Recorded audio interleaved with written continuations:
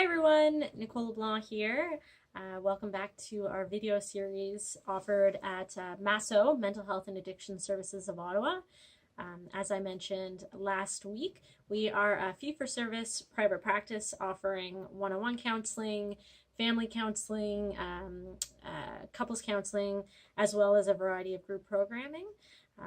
I also mentioned that next Tuesday, September 14th from 6 to 8 p.m., I will be offering a free orientation for MB8, Mindfulness-Based Eating Awareness Training.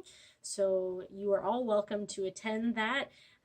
If you want to hear about more of the basics or more about what MB8 is, just so you can get an idea of if this group would be an appropriate fit for you and your needs. So I welcome you to that. So far in our video series, our first video that we put out, I focused on providing a general overview of what MB8 is. And then the second video, I focused on setting intentions. So the value of setting intentions, the benefit of connecting our intentions to our core values and what's important to us. And also the benefit of linking our or tailoring our intentions based on SMART goals. So ensuring our intentions are specific, measurable, attainable, relatable, and time sensitive, so that this will enhance our motivation to actually move forward and doing what we need to do to achieve our intentions, particularly in times when there's a lot of stressors in our lives, which often can take us off the track of what's important to us. So we're very specific and have a roadmap of how do we achieve what we want to achieve. It's going to be more likely that we'll get back on track if we're pulled away from what's important. So for today's video, I'm going to be talking about mindfulness practice, what it is, dispelling myths around mindfulness, talking about some of the benefits in accordance to recent research, as well as giving some tips on how you can incorporate or cultivate mindfulness into your daily lives, particularly for those who may be very busy, which a lot of us are. So how can we tailor, mindfulness practice that's going to be well suited for our lifestyle? So to begin, I'm going to provide a definition of mindfulness, which is very similar to that which is provided by John Kabat-Zinn, who is often referred to as the father of mindfulness practice in Western society. He's also the founder of MBSR, which stands for Mindfulness-Based Stress Reduction Program, which was initially created to treat people with chronic stress and has since brought in to treat individuals with a variety of psychological stressors as well and other ailments. So the definition that I find most useful is that mindfulness involves paying attention to what is happening in the present moment, intentionally, non-judgmentally. And so you're focusing on both what's happening within ourselves, within our bodies, as well as in our environment around us. So one of the myths that I commonly hear about mindfulness practice, often I hear people who say, no, that's not for me, because there's this assumption that mindfulness involves, clearing our mind, sitting down, clearing our mind, and getting into a very calm state. So I hear people saying, you know what, I have, constant ruminating thoughts. I'm always stressed out. This is not for me. So this is actually a big myth. While, getting to a calm state and having a quieter mind often can be a byproduct of consistent mindfulness practice, it is not the intention. Again, it's about just noticing what our reality is. No matter how distressed we are, that's what your experience is. So how can we be with it without shifting to more habitual or reactive patterns to get away from discomfort or grasp on to what we see as pleasurable. So when we actually become more aware of what is actually happening, there is a tendency to become more in tune when there is actual discomfort in our mind and body. And, about what I mentioned in terms of those ruminating thoughts, or, the sensation of what anxiety or depression actually feels like when it manifests within our body, which can be very uncomfortable. I know for myself, when I started mindfulness practice, I was under the impression that my anxiety or stress was worsening as a result of mindfulness practice. But in reality, I was just becoming more in tune to what is actually happening. And this information is really important information, because it's telling us what our lived experience is, what's actually going on.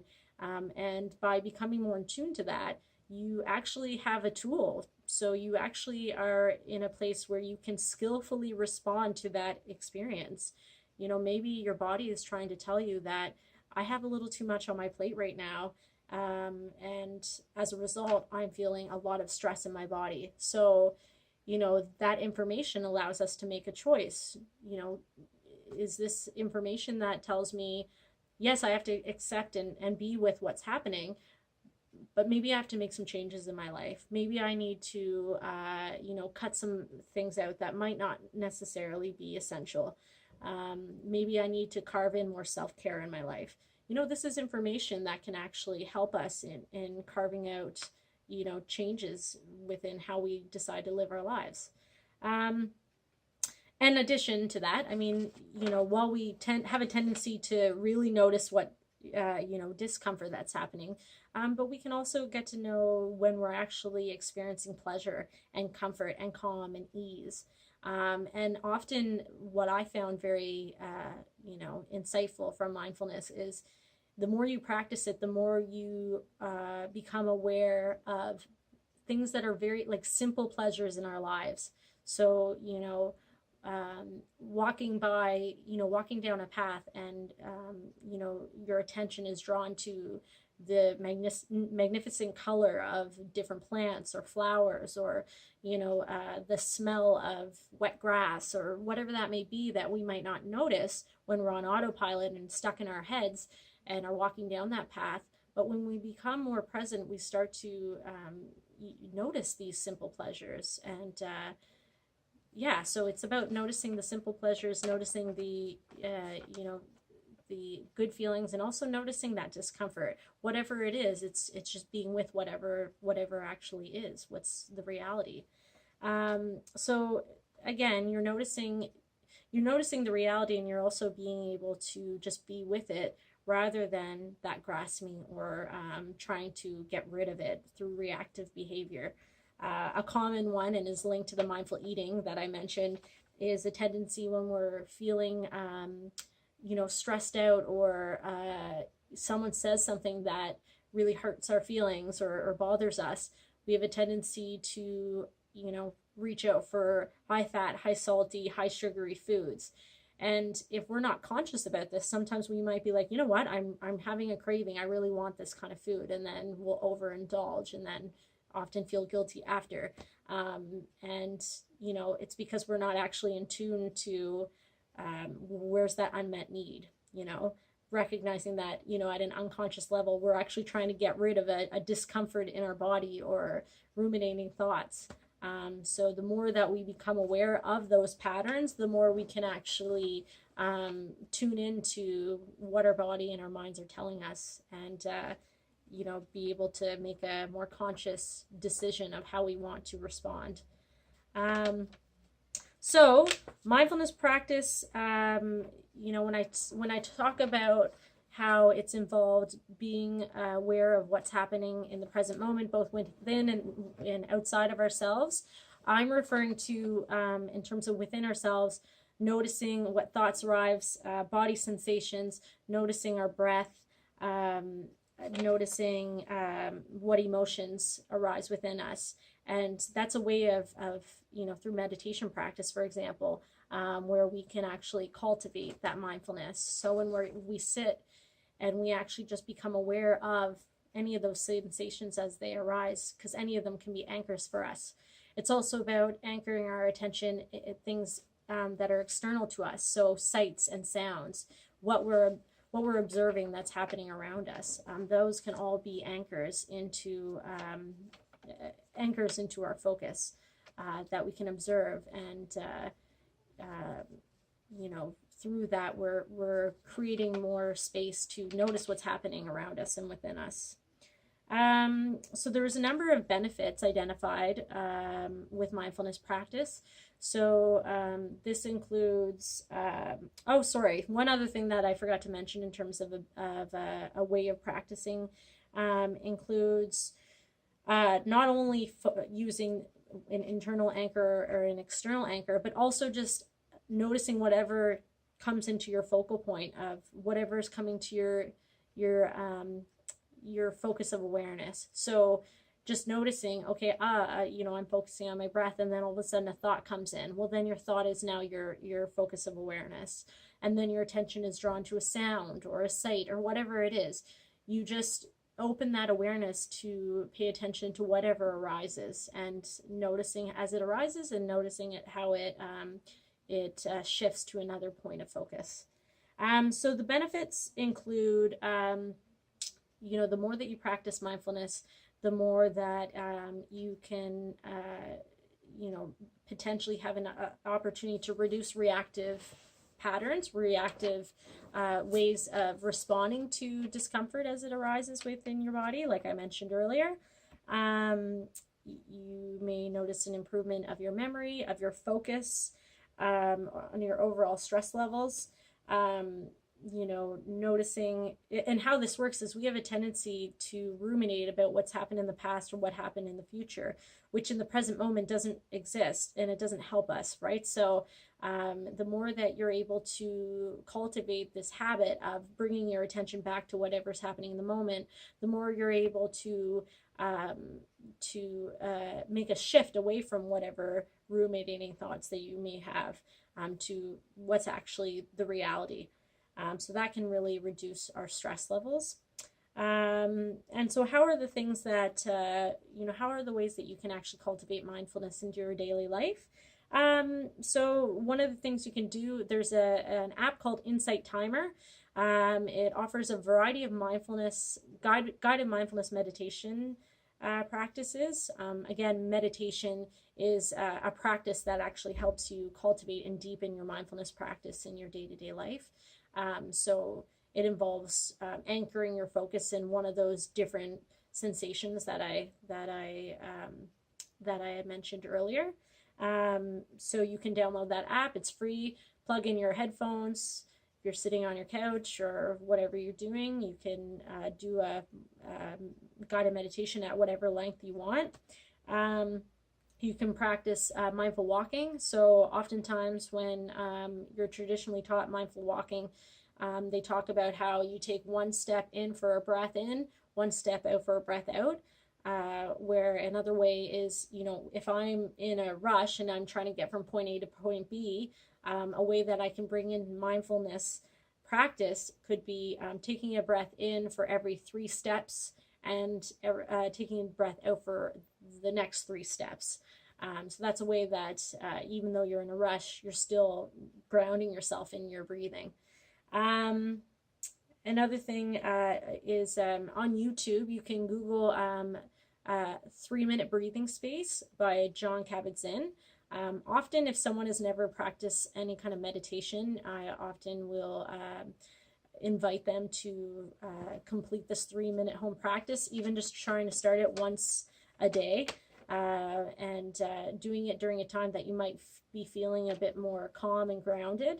And then the more you practice it, the more you can start to try it maybe when you're feeling a bit more stressed out, seeing if you can, rate your level of stress or anxiety before and after to see how that has impacted you, seeing if it has reduced your stress just within 3 minutes.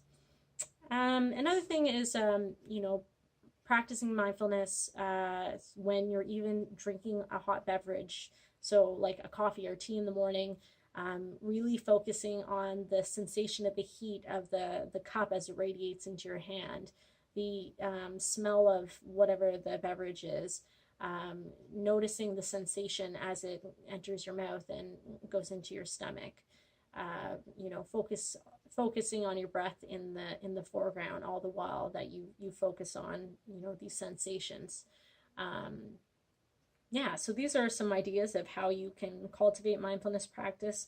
Bringing it to mindful eating, I encourage you or invite you to try setting up your kitchen table with your plate, your food, your cup of whatever you're drinking, and your utensils. Take a seat, and before you actually eat, take some deep breaths and check in with what's going on within your body. So noticing whatever sensations are arising, if there's any thoughts that are arising as you are about to eat, maybe it's related to what you're about to eat, or maybe it's about something else. Just noticing what your lived experience is. And also what you're observing. As you look at this plate of food, what do you notice? What are the sights, you know, the colors, the smells, you know, the textures, you know, and again, how that's impacting your body sensations, and the thoughts that may be arising. And then, you know, continuing that as you eat, as you put the food in your mouth, you know, how these sensations may shift while you're eating. You know, by doing this, you're actually you're going to be able to hopefully become more in tune to when your body is actually full, when you're no longer hungry. And you know, not only are you able to savor the food as you eat it, you'll, you know, become more in tune to when the taste is starting to diminish as you continue to eat the food, which also can prompt you into telling you, you know, I no longer want to eat this. So these are some exercises in mindful eating that can help you reduce overeating or compulsive eating and really enjoy that whole experience of eating and savoring the food that you're taking in to nourish your body. So that's basically all I have to say about mindfulness for today. Please subscribe to our YouTube channel, and tune in next Thursday as I will be releasing a video on self-compassion, benefits of self-compassion, and how it can be particularly useful when we're feeling a lot of distress in our lives. Okay, thank you for listening, and I'll see you next week. Bye.